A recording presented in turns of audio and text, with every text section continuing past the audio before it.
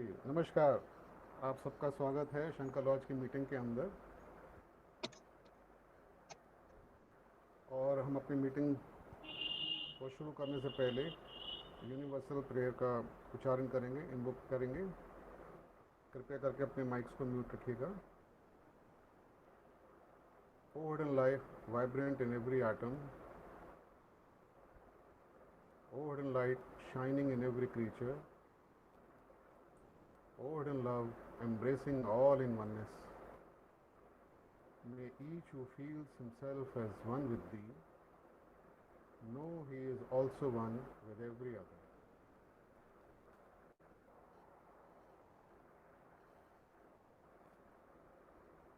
आज की ये जो मीटिंग है, इसके अंदर हम लोग का सौभाग्य है कि international theosophical speaker, national lecturer, author और जो स्टडी कैंप्स करते हैं और इंडिया के अंदर प्रोपोगेशन थियोसॉफी का काफ़ी करवाते हैं, काम कर रहे हैं, ब्रदर यूएस पांडे प्रेसिडेंट हैं यूपी और उत्तराखंड फेडरेशन के, और हमारे यहाँ पे कई बारी आके अपने प्रवचन दे चुके हैं। आज भी वो जो हमारे को देंगे वो भी एक ऐसा टॉपिक है जिसके बारे में हम सब उत्सुक हैं कि क्या बोलेंगे। टॉपिक है ऑब्स्टिकल इज़ द वे। तो मैं रिक्वेस्ट करूँगा ब्रदर यूएस पांडे जी से कि वो अपना लेक्चर को स्टार्ट करें। प्रिय भाई बहनों, आप सभी का स्वागत है और सभी का हार्दिक अभिनंदन जो आज के प्रोग्राम में ज्वाइन किए हैं। और आज का टाइटल जैसा आपको मालूम है, ऑब्स्टेकल इज द वे, अवरोध ही मार्ग है। हम सभी जानते हैं कि जीवन में अवरोध आते हैं और स्पिरिचुअल पाथ में तो खास कहा गया है कि जब पाथ पर चलते हैं तो कर्म का प्रभाव और अधिक आना था जल्दी कर्म निपटाने के लिए। तो ऑब्स्टेकल्स आते हैं, तो ऑब्स्टेकल्स से हमें कैसे टैकल करना है और कैसे उससे अपनी प्रगति को और तेज कर सकते हैं, उसको सोल्यूशन दे करके उसके बारे में चर्चा करेंगे। और इस विचार पर हमारे पुराने मनीषियों ने बहुत सोचा और उसमें ब्लॉट्सकी प्रैक्टिकल अकेडमी लिखती हैं कि complain not what seems to be suffering and obstacles are often in reality the mysterious effort of nature to help you in your work if you manage them properly. ये कहते हैं आप अगर कोई ऐसा मुसीबत आई है कि अवरोध आ रहा है तो आप शिकायत मत करिए,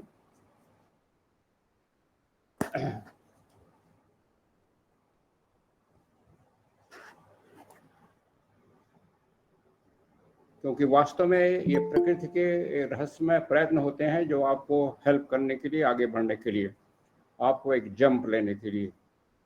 ये आपकी प्रकृति के रहस्यमय प्रयत्न होते हैं जिसको एक कॉमन आदमी समझता नहीं और घबरा जाता है। तो इवन चाहे हम स्पिरिचुअल पाथ में हों या ऑलरेडी जीवन जी रहे हों, ये सांसारिक जीवन, तो ये पाथ जो है ऑब्स्टेकल्स हैं, दे कम फॉर डेफिनेट पर्पस, और उस पर्पस का अंतिम उद्देश्य प्रगति होता है। हालांकि उसमें कभी कभी हम लोग टूटते हुए नजर आते हैं। इसी तरह रॉबर्ट क्रॉसबी एक थियोसॉफिस्ट हुए हैं, वो कहते हैं the greater the obstacle the more hindrance of the circumstances the greater the opportunities. जितने हमारे अवरोध होंगे अधिक, जितने हमारे काम में अड़चन पैदा होंगी, उतने ही हमारे अधिक अवसर खुलते हैं। ये होता है एंड में। दोष इन द शॉर्ट टर्म हमें लगता है कि हम रिजेक्टेड हो रहे हैं एंड हमारा काम रुक रहा है। इन कुछ कोट्सों के साथ मैं फिर अन्य पेशेंट इस तरह कहते हैं कि इंड्योरेंस जो है क्वालिटी जो हम विपरीत परिस्थितियों को झेलते हैं, दैट इज नेसेसरी। और उसमें हम वही आइडिया लाते हैं कि उसमें हम और आगे बढ़ते हैं अगर हम प्रॉपरली उसको समझें और टैकल करें। इसके अलावा पुराने ज़माने में एंशियंट टाइम में मार्कस ऑरेलियस हुए हैं, रोम के एम्परर, करीब 170 AD में, that means early part this Christian era, common era. बहुत ही फिलोसफर किंग माने जाते हैं और उन्होंने कहा था कि आवर एक्शंस में be impeded but there can be no impeding our intentions और डिस्पोजिशंस। हमारे कार्यों में बाधा आ सकती है लेकिन हमारे इरादों में बाधा नहीं आ सकती। हमारी जो वृत्ति है उसमें बाधा नहीं आ सकती, क्योंकि because we can accommodate and adapt, the mind adapts and converts to its own purpose the obstacles to our acting. क्योंकि हमारा मन जो है उसको उसके अनुसार अपने को अवरोधों को अपने अनुसार उसको अडॉप्ट कर लेता है, उसको सब सुलझा लेता है। और जो मन जो है वो अपने उस उद्देश्य के लिए हमेशा उस ऑब्स्टेकल का यूज़ करने का तरीका ढूंढ लेता है। तो उन्हीं का फेमस वाक्य है उनके किताब मेडिटेशंस में, the impediment to action advances action. हमारे कार्य में जो रुकावट आते हैं वो कार्य को बढ़ाते हैं। What stands in the way becomes the way। जो हमारे रास्ते में आता है वही रास्ता बन जाता है। इन शब्दों में एक सीक्रेट है, एक रहस्य है उस कला का, जिसके द्वारा हम अवरोधों को अपसाइड डाउन करते हैं, उलट कर सकते हैं। जितना ही बड़ा अवरोध उतना ही हमें आगे प्रगति मिलती, जंप मिलती। एक हमेशा एक तरीका होता है दूसरे रूट से जाने का। जब आदमी के पास अवरोध आता है बड़ा कि अब रास्ता नहीं आगे बढ़ने का दिखाई नहीं पड़ रहा है, तो दूसरा रास्ता ढूंढता है। उसकी प्रज्ञा जगती है, उसका मेंटल कैपेसिटी जगती है, वो सोचता है और दूसरा रास्ता कहीं से कहीं निकलता है। जो सेटबैक्स, जो सेटबैक होते हैं, प्रॉब्लम होती हैं, वो हमेशा, ये हमें समझना चाहिए, कोई परमानेंट नहीं होती। ये सभी का अनुभव है, जो प्रॉब्लम आती हैं, समस्याएं आती हैं, कोई परमानेंट नहीं होती हैं। ये हमें ध्यान में रखना है। और फिर हम समझेंगे कि जो इम्पेडिमेंट और आ रहे हैं, जो अस्थायी आ रहे हैं, वो हमें और शक्तिशाली बनाने के लिए आ रहे हैं। इम्पेडिमेंट भी हमें एडिशनल ऊर्जा क्रिएट करते हैं, हमारी विल पावर को दृढ़ करते हैं। तो इस तरह जो एक फिलॉसफिक अप्रोच होता है, एक दार्शनिक का अप्रोच होता है जीवन में, जिसमें वो हमारे लिए जो जिनको कहते हैं स्वनिर्मित मैन, ऐसे मनुष्य हैं, ऐसे कई हम एग्जाम्पल हैं, हम लोग में से कई हैं जिनको सेल्फ मेड मैन या सेल्फ मेड वुमेन कहा गया, जिनके गार्जियन शुरू में बचपन में नहीं रहे, कोई सपोर्ट नहीं रहा। ऐसे कई उदाहरण हैं और लोग आगे बढ़े। और इनफैक्ट मैं एक बार वरी में गया था, तो एक डॉक्टर साहब से चर्चा हो रही थी। हमारे अपने बारे में कहते हैं, पांडे जी, वो मुझे लगता है वो लोग ज़्यादा भाग्यशाली होते हैं जिनके ऊपर से छत्र छाया बचपन में हट जाती है पेरेंट्स की, and they get more opportunity to stand on their feet. So that was their view. So ये देखा गया है कई उसमें उदाहरणों में। और जो इस तरह से जो मनुष्य हैं, उनकी जो पोजीशन, रिस्पॉन्सिबिलिटी, उसमें उनको मदद मिलती है आगे बढ़ने में। जो युद्ध, चाहे युद्ध क्षेत्र हो या एक कॉर्पोरेट ऑफिस का बोर्ड रूम हो, चाहे वो किसी देश का मनुष्य हो, किसी युग का हो, आज का हो, हर एक group, gender, class, caste, business, वो सभी को अवरोध झेलने पड़ते हैं अपने उद्देश्य में, चाहे वो बिजनेस में हो, चाहे कॉर्पोरेट में हो, चाहे आध्यात्मिक पथ में हो। क्योंकि ऑब्स्टेकल्स जीवन के आवश्यक अंग हैं, वो हमें स्ट्रगल करना सिखाते हैं। वो स्ट्रगल आवश्यक है जीवन में, उनके ऊपर विजय प्राप्त करने से, उनसे सीखने के लिए, और उन ऑब्स्टेकल को अपने उद्देश्य को पूरा करने के लिए। अगर हमारे सही रास्ता जिंदगी भर सरल हो, सहज हो, तो हम उतने शक्तिशाली नहीं बन पाएंगे, उतने सेल्फ डिपेंडेंट कॉन्फिडेंस नहीं बन पाएंगे। और ये जीवन में स्ट्रगल ही एक कॉन्सेप्ट है। जो हमें रिलैक्सेशन है वो बात टेम्पररी होता है, स्ट्रगल हमेशा करना पड़ता है। जानते हुए ना जानते हुए हर एक मनुष्य उस एंशिएंट ट्रेडिशन का पार्ट है, जो टाइमलेस टेरेन है, जिसमें अवसर और मुश्किलें, अवसर और कठिनाइयाँ दोनों एक ही चीज़ के दो पहलू हैं, वो चलते हैं साथ साथ। ट्रायल और ट्रायम्फ, हमारी परीक्षा, हमारा विजय साथ साथ चलता है। हर एक स्टेज में परीक्षा होती है, अपने संबंधों में, रिलेशंस में।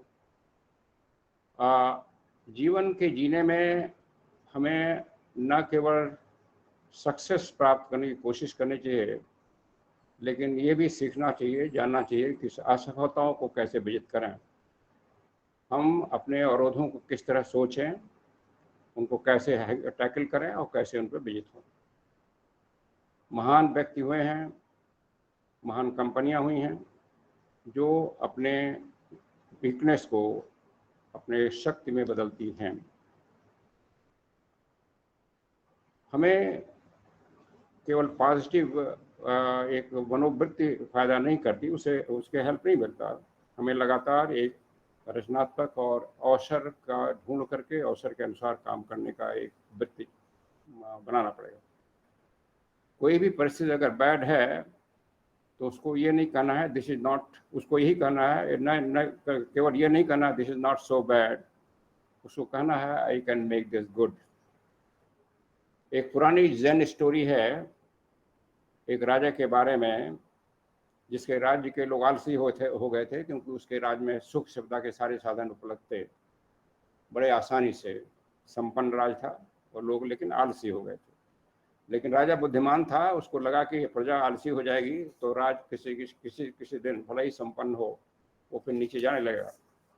तो उसने एक तरीका सोचा, उसने जो उसके नगर में या उसकी राजधानी में जो रास्ते आते थे जिससे लोग आते थे, एक मुख्य रास्ता था, उस पर उसने बड़ा सा बोल्डर रखवा दिया और वहीं छिप करके पीछे से देखने लगा, अब देखें जो लोग आ रहे हैं क्या करते हैं। रास्ते में थोड़ा सा रोड डाल दिया उसने, छिप करके ऑब्जर्व करने लगा।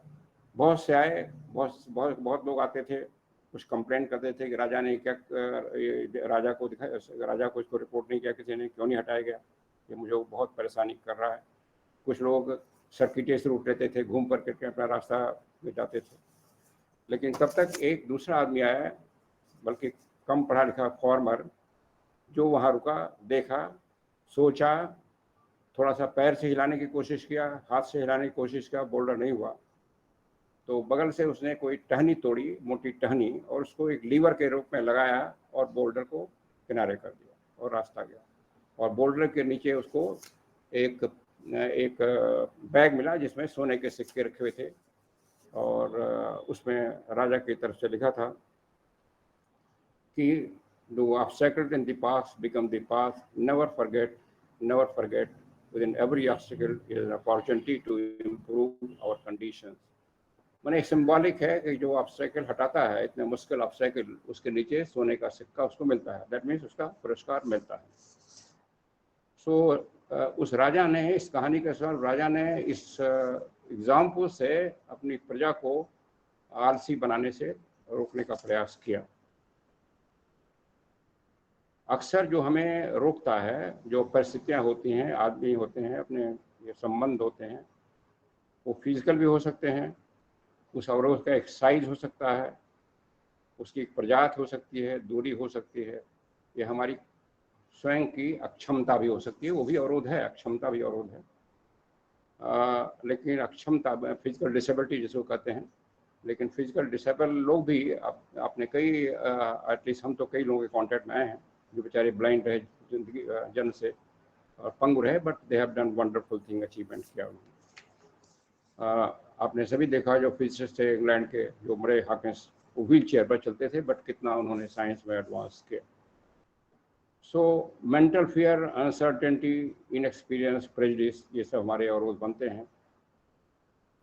ज़्यादातर अवरोध हमारे अंदर के होते हैं, अपने साइको मेंटल मेकअप के होते हैं, बाहर के भी होते हैं।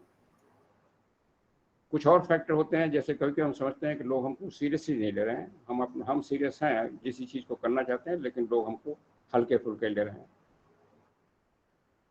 कभी हम समझते हैं हम बहुत बुढ़े हो गए, एजेड हो गए, अब हम क्या काम करेंगे।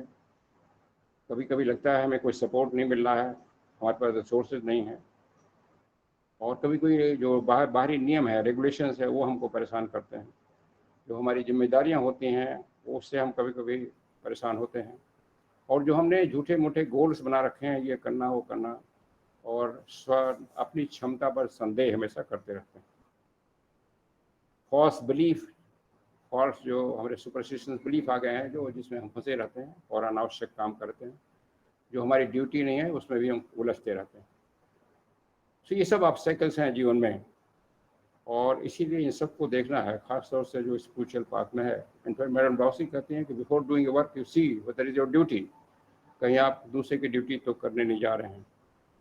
अगर हम इस तरह से वापस देखें और देखें कि कुछ लोग, इनमें से जितने हमने उदाहरण दिए, इनमें से एक या कई ऑब्स्टेकल होते हुए भी वो आगे बढ़े, ऐसे बहुत से उदाहरण में आपको मिल जाएंगे अपने आसपास के जीवन में। उन्होंने अवसर को एक तरह से पकड़ लिया, सीज कर लिया उन ऑब्स्टेकल के रहते हुए भी, और फिर हमने देखा कि उनको उसमें रास्ता हमेशा मिल गया। बेंजामिन फ्रैंकलिन एक बड़े साइंटिस्ट फिलासफर हुए हैं, वो लिखते हैं the things which hurt instruct, जो चीज़ सबसे चोट लगती है वो हमें शिक्षा देती है, चाहे वो चोट फिजिकल चोट हो, चाहे किसी की बात की भी चोट हो। जो चीज़, the things which hurt instruct us. This is also true, अगर आप गहराई से सोचें, हम सभी सोचें। आज जितने भी ऑब्स्टेकल्स हैं, चाहे हमारे अंदर के या बाहर के, जीवन में संपन्नता ज़्यादा है, मकान, कार, पैसा, ट्रांसपोर्ट अच्छा सब है, करीब 50 साल अगर कंपेयर करें बहुत अच्छा हो गया है। फिजिकल स्ट्रगल कम हो गई है, मेहनत कम करने की जरूरत पड़ रही है। बीमारियां भी कम हो रही हैं, हालांकि अभी एपिडेमिक्स आई थी, लेकिन पहले अगर तुलना करना 50 साल पहले जब प्लेग होता था, हैजा होता था, और मनुष्य खास तौर से ओल्डन डेज की कंपेयर में ज़्यादा सेफ है। पहले जंगली जानवर आते थे, हमला करते थे, डाकू होते थे, वो सब थोड़ा सा कम हुआ है, वो काफ़ी कम हुआ है। लेकिन हमारे जो इंटरनल टेंशन है, प्रेशर है, फ्रस्ट्रेशन है, और डिससेटिस्फेक्शन लाइफ से वो बढ़ गया है, ये देखा जाता है। ये मेरा भी कॉमन अनुभव है। मैं मूव करता हूँ यंग लोगों के ग्रुप में भी, और इवन थियोसफी में, बियॉन्ड थियोसफी, ये कॉमन फाइंडिंग है, देखता हूँ मैं। और कभी कभी यंग लोगों से बात भी करता हूँ, अपने परिवार के रिलेशंस के बाहर भी, तो ये बड़ा साफ आता है कि डिससेटिस्फेक्शन हमारे जनरेशन से बढ़ गया है। हालांकि हमारी जनरेशन में उतने रिसोर्सेज नहीं थे जब हम लोग यंग थे, लेकिन और आज रिसोर्सेज ज़्यादा हैं, फिर भी असंतोष बढ़ गया है डिस्पाइट मोर फिजिकल कंफर्ट। तो हमारी जो समस्याएं हैं वो, ये लगता है मुझे, अधिक होने से हैं, अधिक हो गया, इससे समस्याएं और पैदा हो गई। मटेरियल प्रॉस्पेरिटी ज़्यादा हो गई, that has created its own problem. जो रैपिड टेक्नोलॉजिकल डिसरप्शन हो रहे हैं, junk food traditions that tell us कि हमें किसी तरह से हम कोई जल्दी से कुछ कर दें, शीघ्र मिल जाए, शॉर्टकट हो जाए, और हम फिर जब कॉन्फ्लिक्ट का आ जाता है, कोई मुसीबत की आती है, तो सब हम लोग एकदम डर जाते हैं। जितनी भी फैसिलिटी है समाज में, जितना इंडिविजुअल को मिलता है, उसके सामने कोई मुसीबत आती है तो उतना ही ज़्यादा टूट जाता है। ये भी कॉमन अनुभव है, इंडिविजुअल केस में भी, सोसाइटी के केस में। जो बड़े बड़े समय आते हैं, अपॉर्चुनिटी आती हैं, वो हमें सॉफ्टन करते हैं, और जो अबंडेंस होता है हमें, चाहे वो धन का अबंडेंस हो, किसी चीज़ का अबंडेंस हो, वो हमें वो भी अवरोध उत्पन्न करता है। छोटे से अवरोध देखें, जैसे आई की टाइम लिखते हैं कि आप टॉम फर्नीचर भरा हुआ घर, भले आप यूज नहीं कर रहे हैं लेकिन रख रहे हैं, तो कम से कम उनको डस्टिंग करने में आपको बहुत टाइम देना पड़ेगा, या आपको रिश्वत लगाने पड़ेंगे। सो उतना टाइम जो है हमें एनर्जी देनी पड़ेगी, जिसका हमें कोई यूज़ नहीं है। तो why not keep the furniture to the bare minimum, जितनी हमें ज़रूरत हो। और जनरली, और वो हमें ऑब्स्टेकल करता है हमारे इस पथ में, स्टडी में, मेडिटेशन में, अगर हम इसमें टाइम देना पड़ा। ऑब्स्टेकल को, जो अवरोध हैं, उनको ओवरकम करने के लिए, उन पर विजय करने के लिए 3 क्रिटिकल स्टेप हैं। हमें हमेशा एक ऑब्जेक्टिव जजमेंट करना है, एक सार्थक मूर्तवान जजमेंट करना है, उसी क्षण, उसको पोस्टपोन नहीं करना है। वो कोई ऑब्स्टेकल है, उसको हम क्या करें, कैसे करें, सोचना है। और हमारा एक्शन हमेशा अनसेल्फिश हो तो ज़्यादा उसमें फ़ायदा होगा, और उसी समय हो अनसेल्फिश, ये नहीं कि बाद में हम कहें। और फिर जो स्थिति है उसको एक्सेप्ट करना है, उससे भागना नहीं है। उस मोमेंट में जितने एक्सटर्नल इवेंट्स है करें, यही 3 अगर आप मान लेते हैं जीवन में, तो आप ओवरकम कर लेंगे। ये तीनों इंटरडिपेंडेंट हैं, इंटरकनेक्टेड हैं, और कंटिन्यूस डिसिप्लिन हैं। Perception, action and will. समझ लें ऑब्स्टेकल है किस तरह का है, एक्शन करें और विल, संकल्प शक्ति लाएं। ये तीनों फैकल्टी जरूरी हैं ऑब्स्टेकल को ओवरकम करने के लिए। और इसलिए ऑब्स्टेकल केवल ये ना सोचें कि आएंगे, बल्कि हमें जब आए तो उसको एम्ब्रेस करना, उसको स्वीकार करना, वेलकम करना।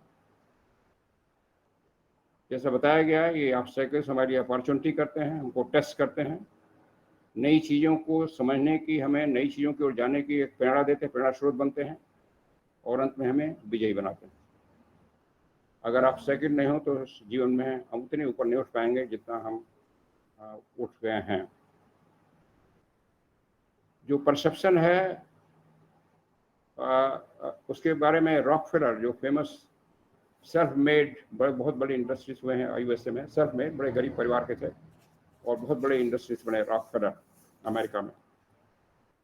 उन्होंने कहा एक जगह, how blessed young man are who have to struggle for a foundation and beginning in life, कि वो यंग लोग कितने ब्लेस्ड हैं, उनके ऊपर कितना आशीर्वाद है जो लोग जीवन में संघर्ष किए हैं जीवन के शुरुआत में ही। जैसा हमने पहले जिक्र किया था, वही कंडीशन रॉकफेलर की थी। वो भी बचपन में एक तरह से बताया जाता है कि अनाथ जैसे थे, ज़्यादा उनका कोई रिसोर्सेज नहीं थे, या शायद उनके माता पिता नहीं थे। तो ये said how blessed young man are, जब यंग मैन कहा जाता है, that apply to women also who have to struggle for the foundation and beginning in life. There are few things to keep in mind when faced with a seemingly unsurmounted obstacle. वो कहते हैं कुछ चीज़ें हमें ध्यान में रखना है, हमें हमेशा ऑब्जेक्टिव होना है, मैंने तमाम कल्पना में नहीं उलझना है, इमेजिनेशन में नहीं उलझना है, डे ड्रीमिंग नहीं उलझना है, सीधे जो सिचुएशन को देखना है। अक्सर लोगों की आदत होती है डे ड्रीमिंग में लग जाते हैं। अपने इमोशंस को कंट्रोल करना है, बैलेंस बनाए रखना है मन का, और सिचुएशन में अच्छाई को देखना है। हर एक सिचुएशन में अच्छी चीज़ होती है। जैसे आजकल गर्मी काफ़ी परेशानी है, लोड शट डाउन हो रहा है, लोग कंप्लेंट कर रहे हैं, बट ये हमारे ऊपर है कि वो लोड शट डाउन से कितने हम परेशान हो रहे हैं इंटरनेट। शायद अगर हम उसमें टैकल कर दें तो हमें बॉडी की क्षमता बढ़ा रहा है। तो अपने नर्व्स को स्टडी रखें, और जो चीज़ हमें डिस्टर्ब कर रही है या उसके दूसरों को सीमित करें, उसको हम इग्नोर करें। चीज़ों को सही पर्सपेक्टिव में, सही परिप्रेक्ष्य में देखने, हमेशा प्रेजेंट मोमेंट में रहें, ज़्यादा कल्पना, ज़्यादा डे ड्रीमिंग में मत करें, और जो चीज़ कम की जा सकती है उसको कम करें। मैंने उस स्थिति को टैकल करने के लिए हमारे पास तमाम और परेशानियाँ होंगी, तमाम और प्रॉब्लम होंगे, उसको प्रायोरिटी डिसाइड करें और सभी प्रॉब्लम में एक साथ न उलझने की कोशिश करें। इस प्रोसेस से हमें सेल्फ डिसिप्लिन आती है और हम देख पाते हैं कि उस अवरोध में हमें अपॉर्चुनिटी मिल जाती है। और ये भी कहा गया है कि मार्कस ऑरेलियस, जो उसका मैंने कोट किया, famous philosopher and king, choose not to be harmed and you will not be harmed. अगर हम ये सोचेंगे हमें कोई चोट नहीं लगी तो हमें चोट नहीं लगेगी। Don't feel harmed and you haven't been. और अगर चोट भी लग जाए तो फील मत करो तुम्हें नुकसान हुआ है, तो तुम्हें नुकसान नहीं हुआ। दैट मीन्स हमारी मनोमय दशा ऐसी होगी कि हमें अगर नुकसान हुआ भी है, कोई हार्म हुआ है, तो उसको हम उससे विचलित नहीं। अपने नर्व्स माने अपने मनोअवस्था को बैलेंस में बनाने की हमेशा ज़रूरत है। सम्यक अवस्था बार बार हम लोग बात करते हैं, और इसी में डीपर स्टडी और मेडिटेशन हेल्प करता है। मनुष्य को केवल हिम्मत की जरूरत नहीं है, उसको नर्व कंट्रोल की ज़्यादा जरूरत है, कूल हेडेडनेस की जरूरत है। कोई विपरीत परिस्थिति है, कोई हमें अपशब्द कह रहा है, उसमें हम कितने कूल हेडेड हैं, कोई हमें लांछन लगा रहा है। और ये केवल प्रैक्टिस हो सकता है। ये कहना है थियोडोर रूजवेल्ट को, जो अमेरिका के प्रेसिडेंट हुए, उन्होंने भी जीवन में तमाम परिस्थितियां से झेली, तो उन्होंने ये कहा कि man needs not the courage but the nerve control, cool headness, और ये केवल उसको अभ्यास से आएगा।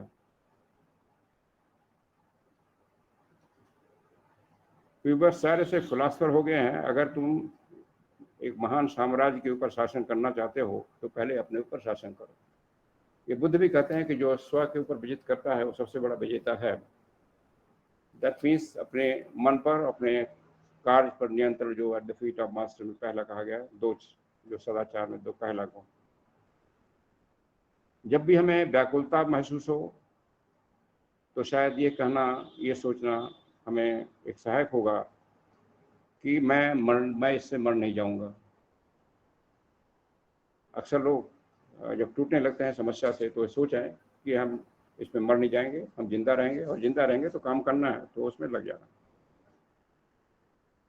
या मार्कस का एक क्वेश्चन है, does what happened keep you from acting the justice, generosity and control, sanity, prudence, honesty, humility, straightforwardness, then go back to work.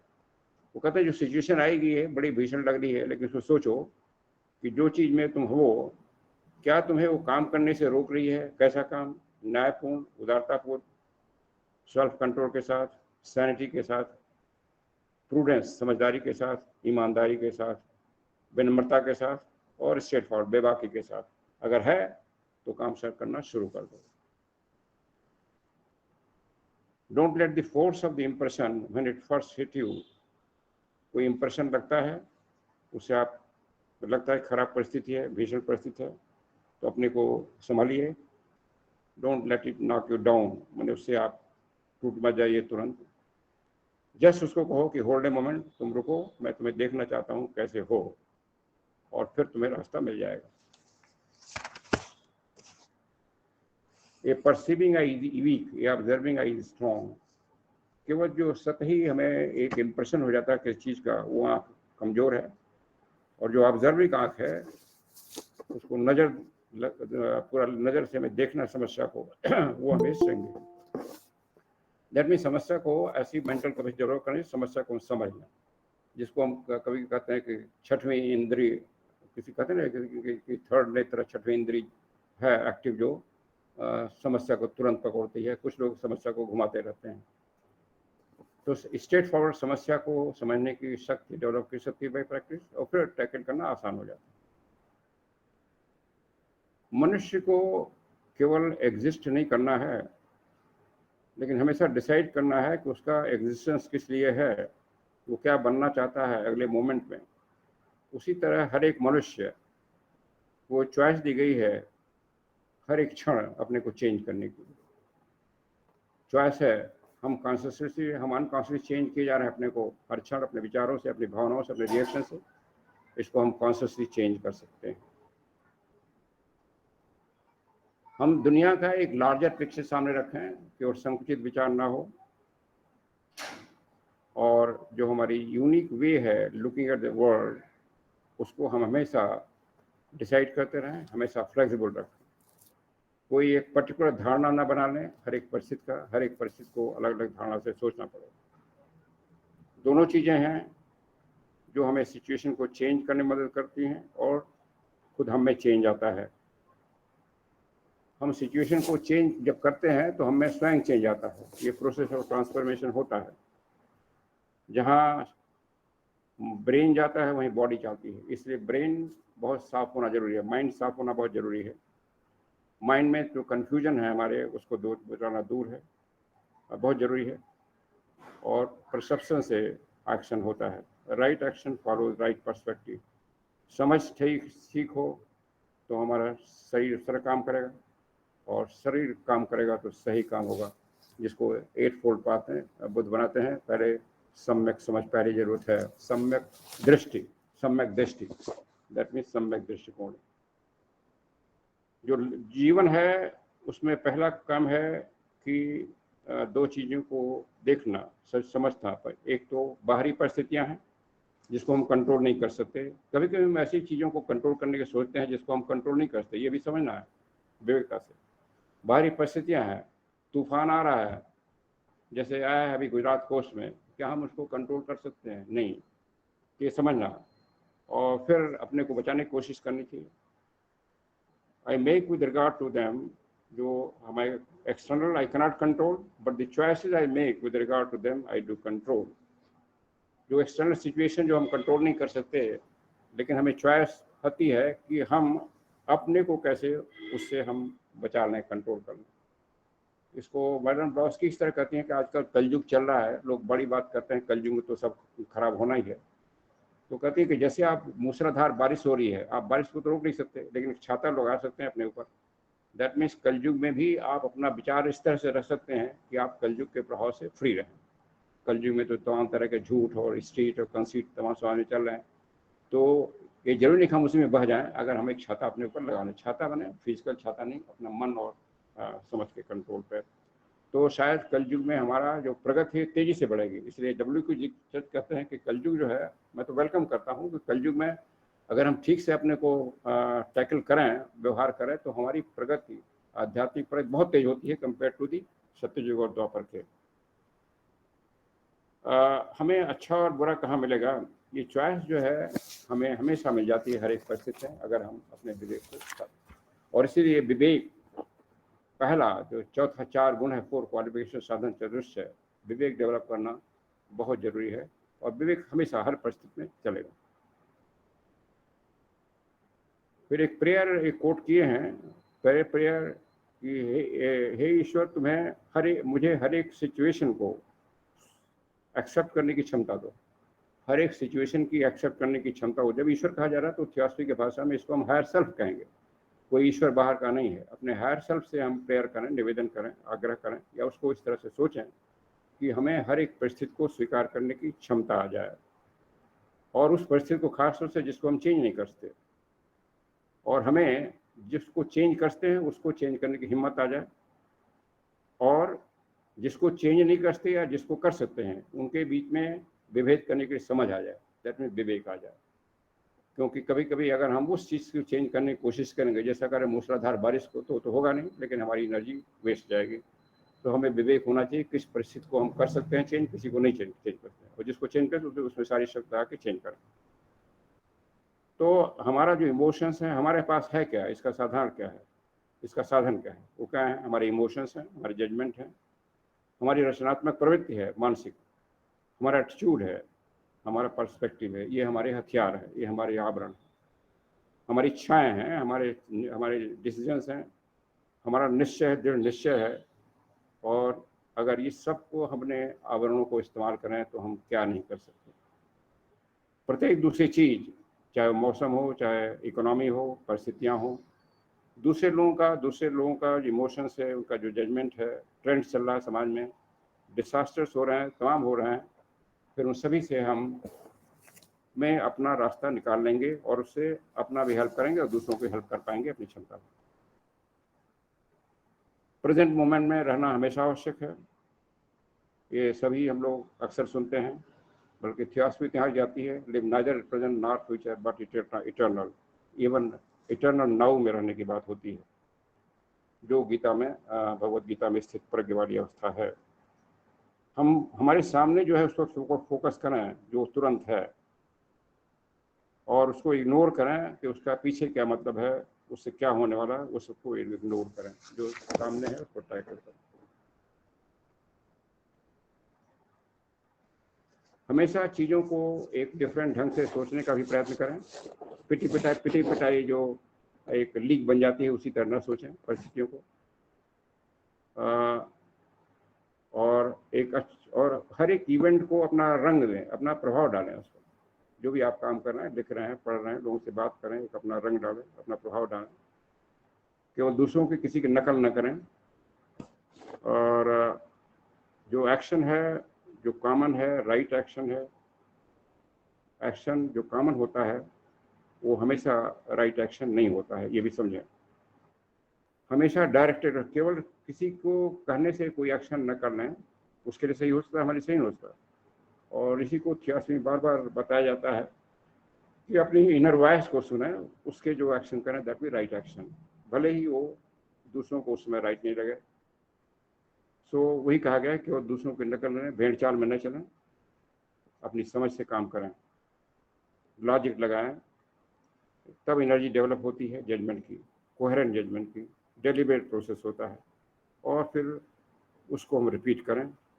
वही बुद्धि है, वही प्रैग्मेटिज्म है, और उससे हमारा विजन एक स्ट्रेटेजिक अपॉर्चुनिटी क्रिएट करता है। और फिर वो जो अपॉर्चुनिटी आती है वो हमारे लिए एक परिवर्तन, ट्रांसफॉर्मेटिव मोमेंट हमारे पास लाता है।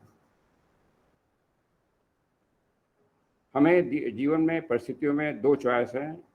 थियोडोर रूजवेल्ट कहते हैं, जो अगेन प्रेसिडेंट हुए अमेरिका के, वो भी फिलासफर प्रेसिडेंट थे, कि दो चॉइस होती हैं, या हम अपने को थका दें या मूर्छा लगा दें, रस्ट कर दें। ये चॉइस हमारी पूरी।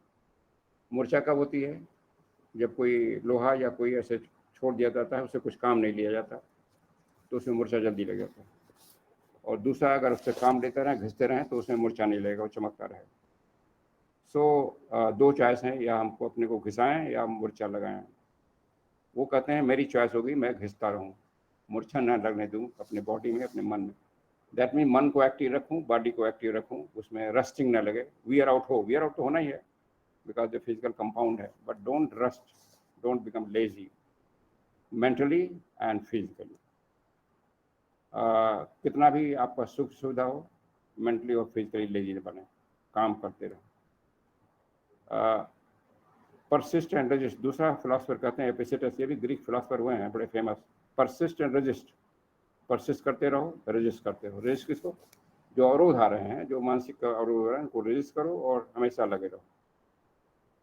अपने एफर्ट में परसिस्ट करते रहो, और जो डिस्ट्रैक्शन हो रहा है, हमारी चीज़ें इधर उधर ध्यान भटाए जा रहे हैं, डिस्करेजमेंट कोई करता है, व्यवस्था लगाई पड़ती है, उसको रजिस्ट करते रहो। तो परसिस्ट एंड रजिस्ट। जो हार है, वो जो डिफीट हमें मिलती है कभी कभी हम हार जाते हैं अपने प्रयत्न में, वो केवल हमारे लिए एजुकेशन है और कुछ नहीं है, शिक्षा है, हम सीखते हैं। वो हमें आगे बढ़ने के लिए पहला कदम है। जैसे छोटा बच्चा गिर पड़ता है जब चलने का प्रयास करता है, तो हम भी गिर पड़ते हैं अपने प्रयास में, लेकिन हमें आगे बढ़ने के लिए पहला कदम है, देखता है। इसे काम अभी करना है, जो सामने है अपनी बुद्धि के अनुसार सही करना है, यही रास्ता है।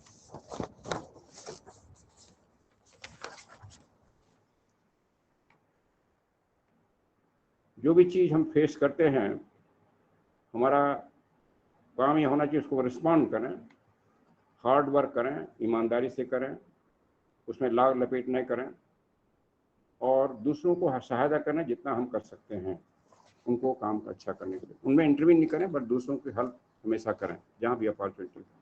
ये हमें एडिशनल ऊर्जा देती है अपने काम को सही करने के लिए, और जो सही है वो फिर काम कर लेता है, वो चलने लगता है। अपराधों को या अवरोधों को उनके विपरीत ही इस्तेमाल करें। जो बुद्धिमान लोग होते हैं, वो हर एक अपने शत्रुता का भी उपयोग अपने लिए करते हैं, शत्रु का भी उपयोग अपनी प्रगति के लिए करते हैं। इनफैक्ट दलाई लामा ने अपने आर्टिकल में, एक अपने प्रवचन में कहा है कि स्पिरिचुअल पाथ पर चलने के लिए शत्रु आवश्यक है, शत्रु के बिना आगे नहीं बढ़ सकते। बट इसके माने नहीं कि हम जानबूझ के शत्रुता क्रिएट करें। जीवन के पश्चात एनमिटी आ जाती है, तो क्यों वो आवश्यक है? क्योंकि जो आध्यात्मिक पाथ में जो धैर्य और टॉलरेंस की जरूरत है, वो आपका शत्रु ही आपको टेस्ट कर सकता है, आपका मित्र नहीं टेस्ट करेगा। और इसलिए कहते हैं कि एनमी इज अ ग्रेट गुरु।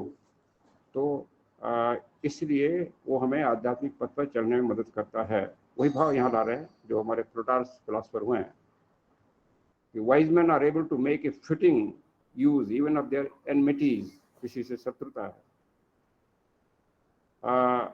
जो साथ हमारे पारमिताएं हैं, उसमें कहा गया जो शांति आती है, जिससे हमें कुछ हुआ गया, अनबन हो गई है, उससे हम अपने को हटा मत लें, उससे टैकल करने की कोशिश करें।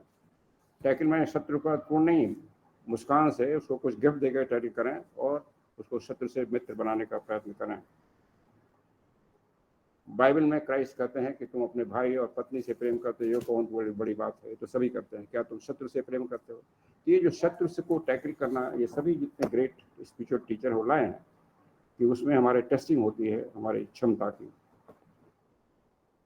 गांधी ने ये जो लेखक ने बताया है कि गांधी के बारे में, गांधी जो हैं भारत की स्वतंत्रता के लिए कितनी बड़ी लड़ाई लड़े, सभी जानते हैं हम लोग, और हम लोग बचपन में गांधी का नाम सुने भी हैं।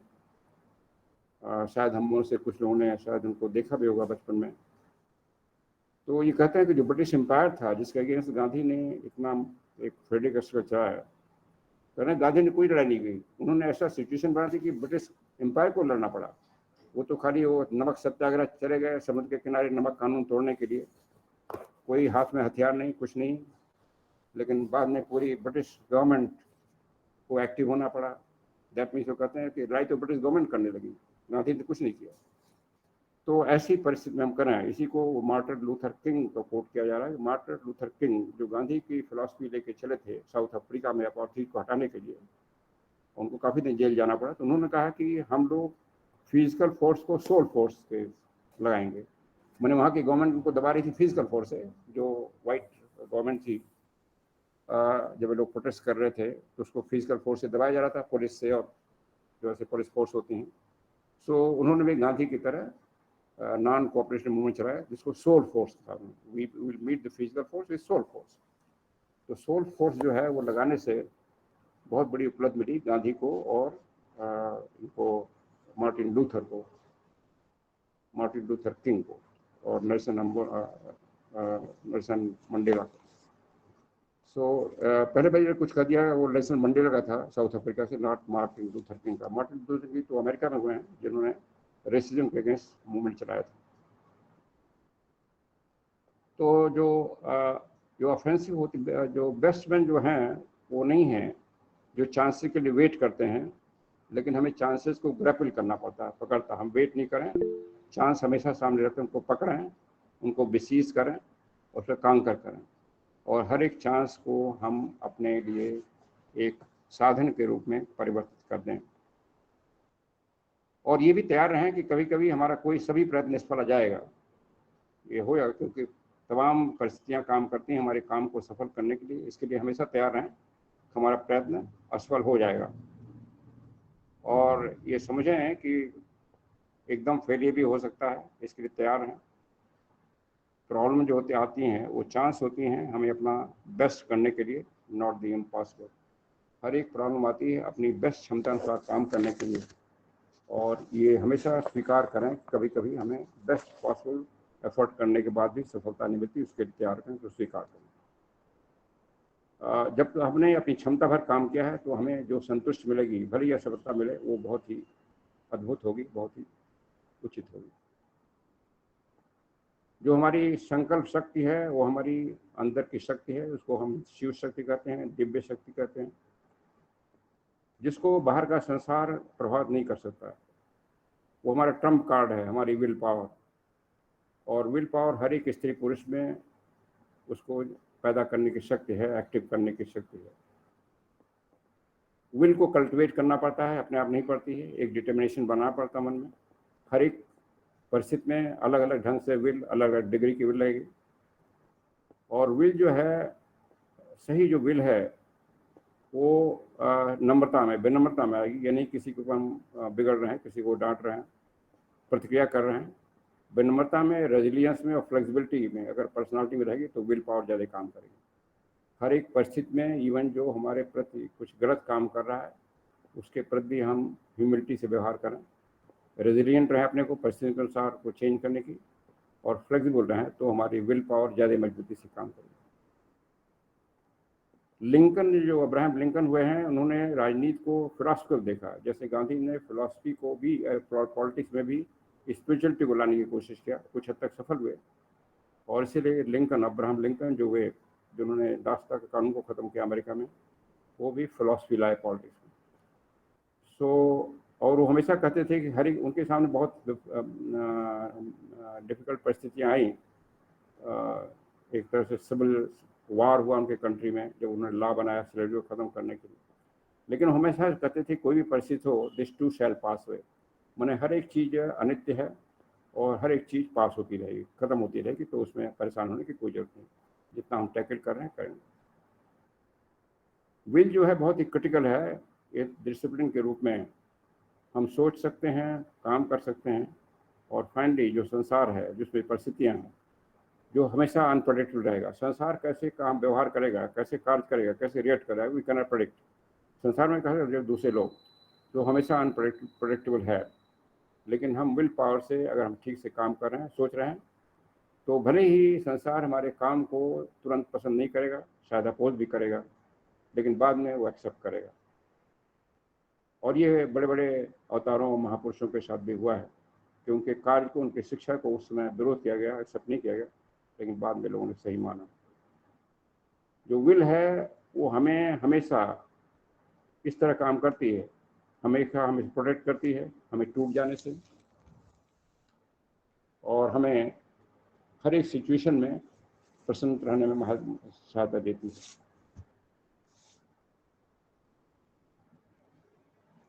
अभी कितना टाइम है? अभी हाउ मच टाइम हो? 10 मिनट हैं आपके पास में भी। और otherwise I can shorten it. कितना टाइम और है? 10 मिनट्स, 10 मिनट्स, 10 मिनट है। तो इस तरह हम अगर जीवन को टैकल करें तो हमें काफ़ी सहायता मिलेगी ऑब्स्टेकल को जीतने में। एक और फ्रेज आता है कि love everything what happens in life, love everything what happens in life. Cheerful is necessary her situation में। गोल ये होना चाहिए कि मैं इस सिचुएशन में केवल ठीक नहीं हूँ, लेकिन ये सिचुएशन केवल अच्छा नहीं है, लेकिन ये जिस सिचुएशन में उसमें बहुत ही अच्छा बैठी। हर एक सिचुएशन में ये सोचें आंतरिक रूप से। परसिवरेंस, लगातार लगे रहें, और हमेशा एक अपने से बड़ी चीज़ की सोच करें, ऊंची चीज़ की सोच करें। हमेशा ये इस पर ध्यान रखें कि जीवन अनित्य है, मॉर्टल है, और जो करना चाहें शीघ्र करें, उसको टालें नहीं। जिसको करना, जो करना अब करो, जो कल करना है उसको आज। तो किसी चीज़ को टालें नहीं, जो मन में आता है करें, तुरंत करें, तुरंत पॉजिटिव लाएं, और अगर फेल होते हैं तो फिर से शुरू करने का आदत डालें। फाइनल थॉट ये होते हैं कि जो पावर ऑफ परसेप्शन है, एक्शन है, विल है, उसको रियलाइज करना है इस 3 से। पहला, हमने क्लियरली इसको देखना है, फिर सही ढंग से काम करना है, और फाइनली उसको सह करके, उसको बर्दाश्त करके सिचुएशन को एक्सेप्ट करना। See things for what they are, do what we can, endure and bear what we must. सहो, भोगो और स्वीकार करो। ये फॉर्मूला है। इस तरह से जो होगा, देन फाइनली आएगा जो हमें मार्ग को अवरोध कर रहा है वो पाथ बन जाता है, वो मार्ग बन जाता है। जो हमारे कार्य को रोक रहा था वो कार्य को आगे बढ़ाता है, और फिर अवरोध रास्ता हो जाता है। Thank you.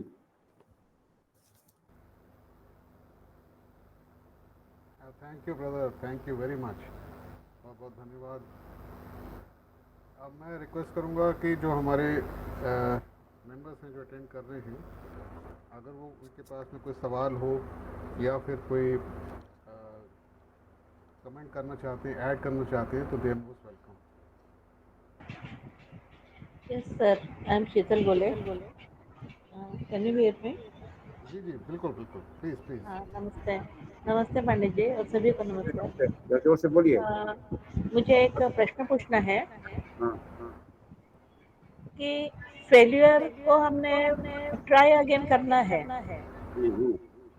अगर वो करने लेकिन योग्य है अगर नहीं तो छोड़ देना। हाँ, लेकिन फेल्यूर अगर बार बार आ रहा है, बार बार अगर सालों साल आ रहा है, तो उसका क्या मतलब हुआ?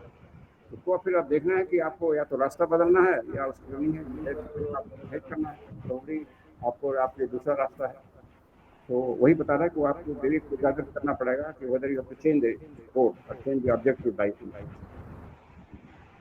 शायद वो आप इन पासिंग को प्रैक्टिस करने की कोशिश कर रहे हैं, वो विवेक आपको लगाना है, चूज करना है। नहीं सर, थकान आने तक अगर ट्राई करते रहे तो उसका लिए क्या सॉल्यूशन है? सोल्यूशन तो इंडिविजुअल को सोचना है अपने विवेक के अनुसार कि सोल्यूशन यह है कि या तो उसको अपनी बेस्ट क्षमता पर लगा रहे हैं, तब भी नहीं समझ नहीं हमारे लिए नहीं है, लेकिन बेस्ट क्षमता पर अगर तो दूसरा कोई रास्ता निकाला है। जैसे बच्चे आजकल कोर्स चुनते हैं, तो उनको ये कोर्स बड़ा डिफिकल्ट है, they choose some other course and they become successful. तो ये वही उसी चीज़ का है कि हमें फ्लेक्सिबल होना चाहिए, रेजिलियंस होना चाहिए, विल पावर लगाना चाहिए और विवेक को जगाना चाहिए। तो बोलिए। Yes sir. ना सिस्टर शीतल, आपको आंसर आपका मिल गया? कोई अगर आप पर्टिकुलर सिचुएशन दें तो इसके अंदर हम कुछ और बात कर सकते हैं। मैं आपको एक सिचुएशन देता हूँ ताकि आपको समझ में आए। जैसे कि हमें कोई इनक्योरेबल कोई बीमारी आ जाए, तो हम बीमारी के को हटाने के लिए तो काम करेंगे जितना हमारे बस का है, और कोशिश करते रहेंगे, कुछ ना कुछ उपाय तो हम करने की कोशिश करेंगे। तो ये तो हो गया बीमारी के हिसाब से। आपका कोई पर्टिकुलर क्वेश्चन किसी सिचुएशन से है जो आप पूछना चाह रही तो तो पूछिए ही तो हम प्लीज़। लोग फंड का जवाब दे सकते हैं, अदरवाइज तो जनरल तो ही तो जवाब दे सकते फेलियर इज लाइफ, तो बार बार ट्राई करने हैं। से ये भी तो यही हो रहा है। बैटल ट्राई, बैटल ट्राई है, battle try. But then try में जो बैटल ट्राई है उसमें ये किस्मत आती है जब हमें ट्राई का जो दिशा बदलनी पड़ती है, विवेक लगाकर।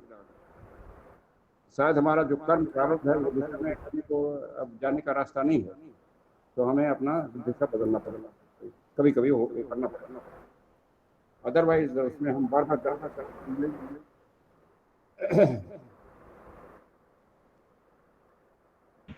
Okay sir.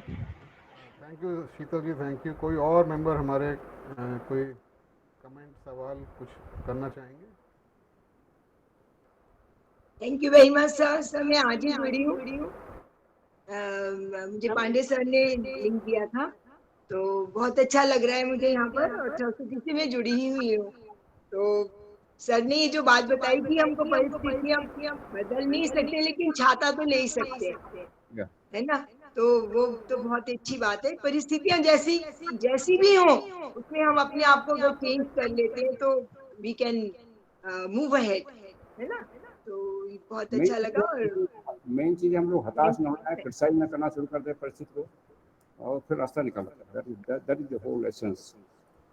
यस, नमस्कार thank you Pandey very ji. Much sir. नमस्कार नमस्कार। राजीव जी नमस्कार। हाँ मैं नमस्कार कुछ जी, कहना नमस्कार। चाहती हूँ। जी जी, बोलिए बोलिए। हाँ, जो शीतल जी ने प्रश्न पूछा था तो उस प्रश्न से मुझे एक बात याद आई कि वैज्ञानिक का नाम शायद मुझे सही याद है कि थॉमस अल्वा एडिसन, जब उन्होंने बल्ब बनाया और 100 टाइम्स वो असफल हुए तो लोगों ने उनसे कहा कि आप क्यों नहीं छोड़ देते। तो कहने मुझे ये पता चला कि ये 100 तरीके से ये बल्ब नहीं बन सकता, तो ये उन्होंने एक्सपीरियंस गेन करा। तो जब कभी कभी परिस्थितियां आती हैं तो हम 99 यदि % किसी सिचुएशन को डील करने में असफल होते हैं तो हम ये समझ जाते हैं कि इस 99% जो हमारी एक्शन है उससे हम सफल नहीं होंगे, तो हमें और आगे बढ़ने का जज्बा मिलता है। बिल्कुल तो ठीक। एक बात तो ये मुझे याद आई। दूसरा, पांडे जी ने बहुत प्रैक्टिकल फिलोसफी की बात की है। मुझे टॉइनबी एक फिलोसफर है, उनकी बात याद आई कि जब कोई चैलेंजेस आता है तो उसको हम रिएक्ट ना करें, क्योंकि रिएक्शन में नेगेटिविटी शामिल होती है। हम उस सिचुएशन को रिस्पॉन्ड करें, उसका प्रत्युत्तर दें। तो जब हम उत्तर देते हैं तो ग्रोथ होता है। तो उनकी फिलॉसफी यही है, चैलेंजेस, रिस्पॉन्ड एंड ग्रोथ। फिर लेकिन उसके बाद ये भी स्थिति आती है कि हम विड्रॉ भी करते हैं कुछ समय के लिए, वो भी जरूरी है। वो नेगेटिव एस्पेक्ट नहीं है अपनी इंडिविजुअल पर्सनैलिटी का। जब हम कुछ समय के लिए विड्रॉ करते हैं तो फिर से हम जो है रिजुवेनेट होते हैं और फिर से हम उस परिस्थिति पर सोचने के लिए अपने को तैयार कर लेते हैं। एक बात ये याद आई। और तीसरी बात एनी बेसेंट की याद आई हमको, कि वो कहती है कि जो भी सिचुएशन आपको मिली है जिंदगी में वो आपके एलिवेशन के लिए। पांडे जी ने बहुत अच्छी बात की कि जिसको हम, जो नेचुरल कैलामिटी है, डिजास्टर है, इनको हम चेंज नहीं कर सकते, लेकिन कंप्लेन भी ना करें क्योंकि ये हमारे ही द्वारा ये क्रिएट किया गया है। तो उसके लिए तो एक्सेप्टेंस हो जाए, और जिस परिस्थिति को हम डील कर सकते हैं उसको पूरे विल के साथ, परसिवियरेंस हो, कमिटमेंट हो, बैलेंस हो, तब हम जरूर एक लाइफ में नहीं तो हम अपने जितने भी, जैसे आई.के. तमनी ने कहा है कि एक मनुष्य 777 बार जन्म लेता है तब वो जाकर कहीं उसका विकास होता है, उसका वो होता है। तो ये जब लेक्चर ऐसा सुनते हैं तो ये सब फिर से अपने को आदमी जो है वो पुष्ट करता है अपनी विचारधारा को, और जीवन में एक सार्थक जो है वो प्रयास होता है आगे बढ़ने का। तो बहुत बहुत धन्यवाद राजीव जी को आयोजन के लिए। बहुत अच्छे व्याख्यान आयोजित कराते हैं पांडे जी, तो बहुत चाहे वो गूढ़ विषय हो चाहे सामान्य विषय हो, हमेशा एक संदेश देते हैं। बहुत बहुत धन्यवाद। बहुत दिनों बाद मैंने साहस किया है बोलने का। बहुत बहुत धन्यवाद सुषमा जी।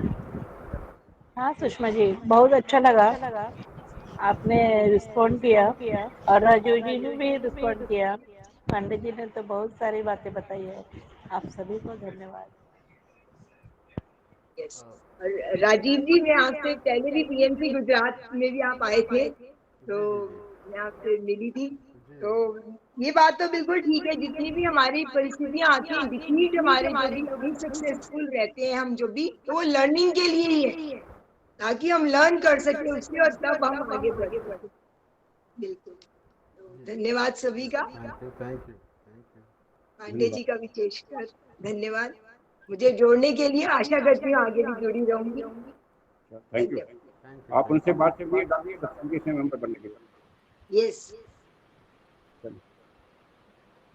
Thank you. धन्यवाद सुषमा जी।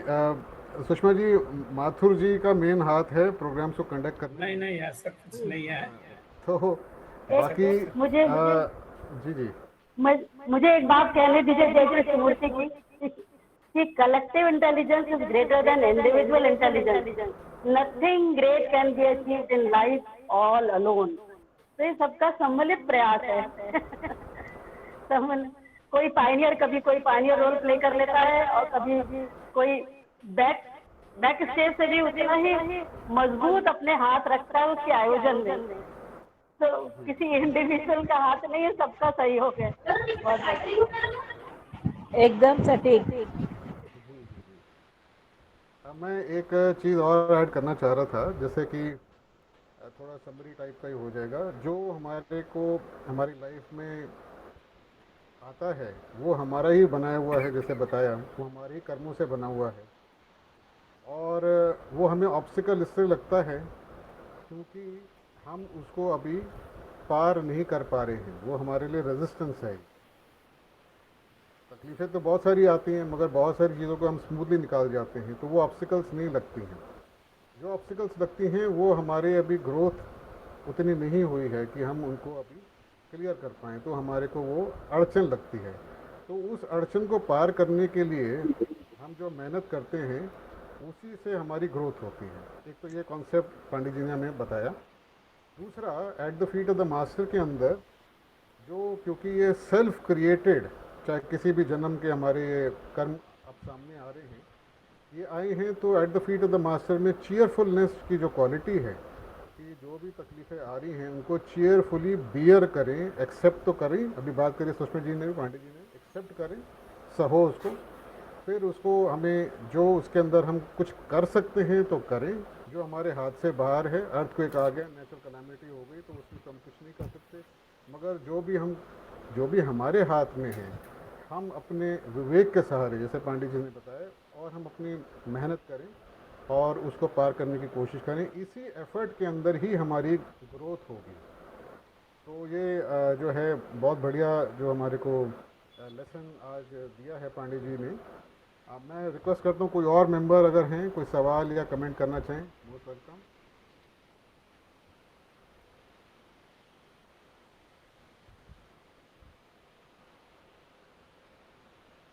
तो मेरे ख्याल से पांडे जी और तो कोई नहीं है। आपका बहुत बहुत धन्यवाद कि आपने जो है इतना अपना टाइम निकाला और आए शंकर लॉज में दोबारा।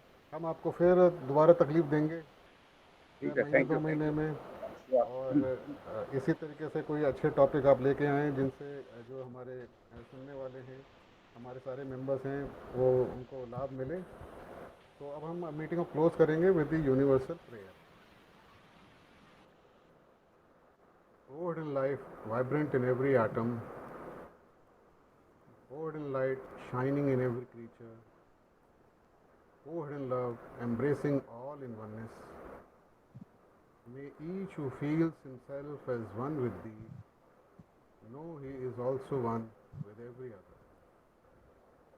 आप सबका बहुत बहुत धन्यवाद, बहुत बहुत धन्यवाद। आप सभी का धन्यवाद। Thank you sir, thank you Rajiv ji, thank you everyone.